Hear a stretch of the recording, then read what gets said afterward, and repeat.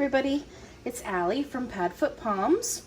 So I just wanted to show you guys what I mean when I talk about no food is perfect. So I've started a series on my YouTube channel, hopefully you've seen it, where I review different dog foods. And it's unfortunately, and I knew this was coming, which is why I initially didn't want to do it. So it has caused some people some anxiety because they are looking at the ingredients, you know, they're learning what to look for in food and they're panicking, right? Because if you have taken the time to look at the problematic ingredients in your pet's food, assuming you feed a commercial food, and you know, you take a look at those ingredients and then compare them to the list that I have on the Padfoot Palms Facebook group in the files section, you may be surprised at how many of them I have listed as problematic ingredients for various reasons. So I made a post and I had made a video and I was talking about this, and I just wanted to show you that even as a canine nutritionist, sometimes I do things for budgetary reasons.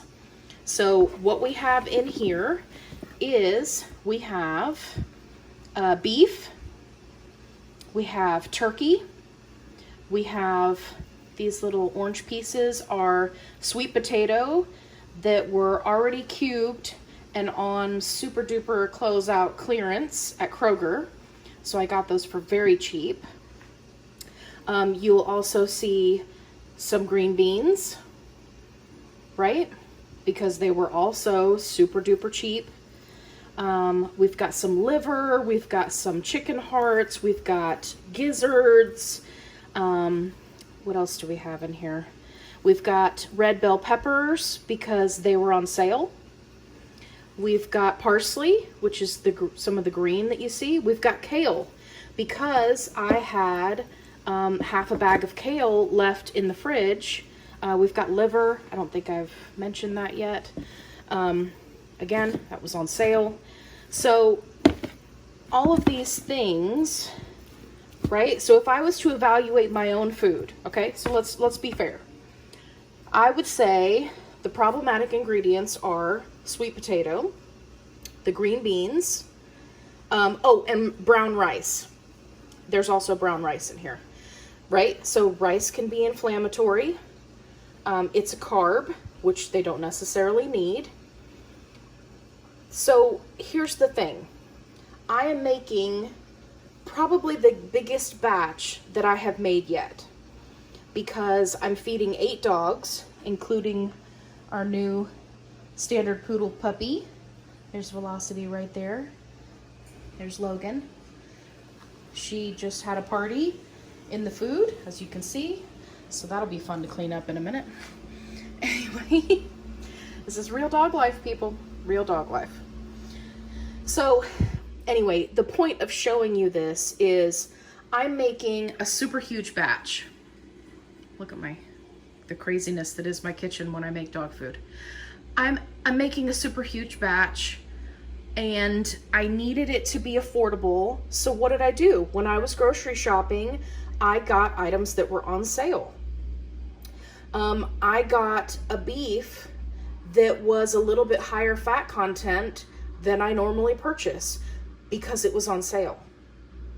I got turkey, which I don't normally get because it can be pretty pricey because it was on ridiculous sale. So you have to take these things into account. The chicken hearts, livers, gizzards, those were all closeout, right? And that's why you'll see that they're cooked in here. Normally I don't cook the organs, I just blend them up and mix them into the food.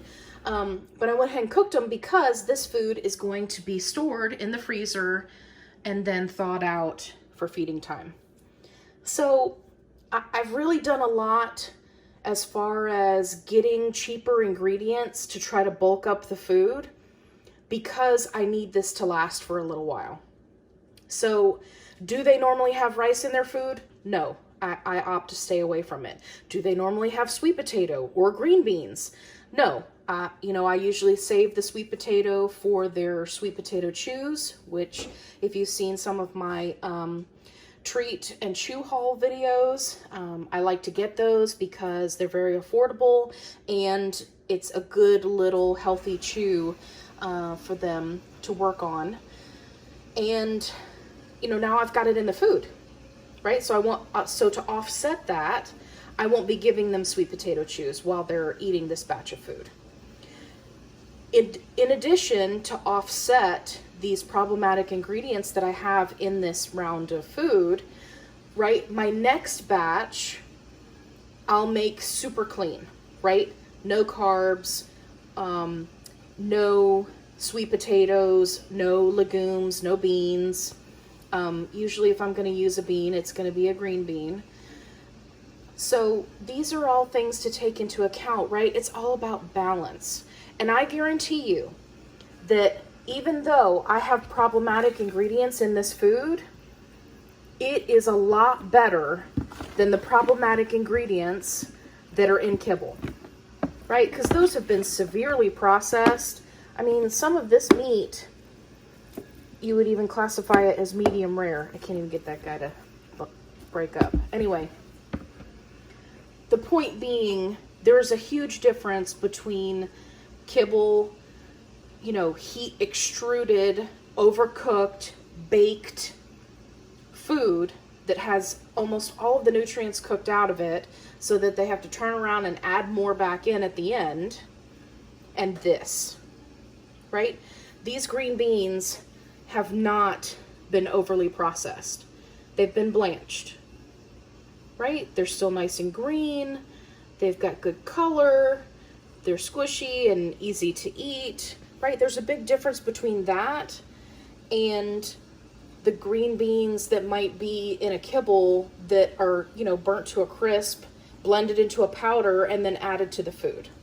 So that's what I'm talking about when I talk about balance and kind of cutting yourself a break, because we're all trying to do the best we can for our pets, but it's not going to be 100% perfect every time.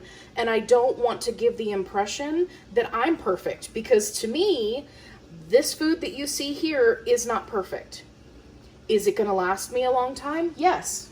I mean, look at this huge stack I've got going on here.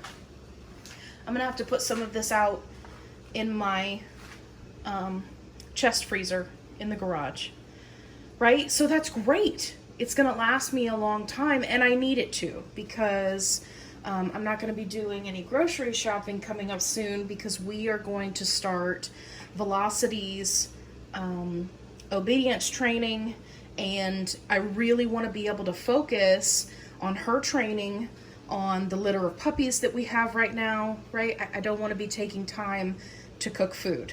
Not that it really takes that much time, don't get me wrong, but you know, 2 hours is still 2 hours that I could spend with the puppies. So anyway, I just wanted to make this quick video to show you guys that everything does not have to be perfect all the time. I am not perfect, so take a deep breath. Make sure you're a member of the Facebook group. Take a look at the list of the problematic ingredients that are in dog food and compare it to what's in your bag. And then let's make a plan to get your pet on a better food that's healthier for them. Okay, we'll see you in the next video. This is when you know that you have worn your puppy out. Look at that face. Just sleeping by the water bowl. Velocity, are you gonna be okay? She's so tired. We've been working on teaching her fetch. Oh, don't put your ear in it. You're so silly. You're so silly. Oh my goodness. All right, well, let me get her dried off now. Oh, what a goober dog.